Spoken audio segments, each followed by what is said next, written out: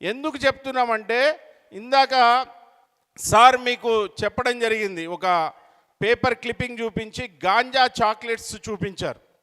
షాద్ నగర్ దగ్గర కొత్తూరు అనే విలేజ్లో ఒక ఇన్సిడెంట్, రియల్ ఇన్సిడెంట్ ఏంటంటే, గవర్నమెంట్ స్కూల్ బయట ఒక పాన్ షాప్ పెట్టి వాడు ఫస్ట్ పిల్లలకి ఫ్రీగా చాక్లెట్స్ సప్లై చేయడం మొదలుపెట్టాడు. ఒక 1 వీక్ తర్వాత ఆ ఫ్రీగా చాక్లెట్స్ ఇవ్వడం పిల్లలకి బంద్ చేసినా కూడా ఆ పిల్లలు అప్పటికే దానికి బానిసయ్యి అక్కడికి వెళ్ళి ఆ యొక్క చాక్లెట్స్ కోసం వెళ్తూ ఉంటే ఆ విషయం, ఒక చాక్లెట్ వాడు 50 రూపీస్ కాస్ట్తో అమ్మినా కూడా పిల్లలు రోజు 50 రూపాయలు తెచ్చుకొని కొనుక్కునే స్థితికి వచ్చింది.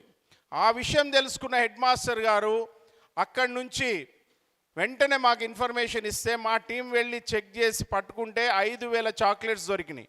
వాటిని ఫోరెన్సిక్ సైన్స్ ల్యాబొరేటరీలో చెక్ చేస్తే ప్రతి చాక్లెట్లో కూడా గాంజా అండ్ ఓపియం కాంటెంట్స్ ఉన్నాయి.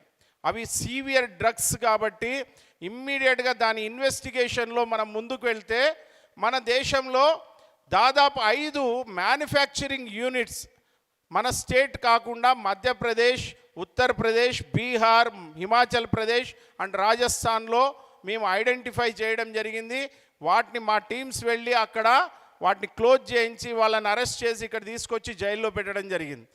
అంటే ఇక్కడ దీని వెనక కుట్ర కోణం చూస్తే it's most of the funds from other countries. శత్రు దేశాలు మన దేశాన్ని నాశనం చేయడానికి ఈ యొక్క చాక్లెట్స్ రూపంలో కూడా డ్రగ్స్ని మనకి పంపిస్తూ ఉన్నారు.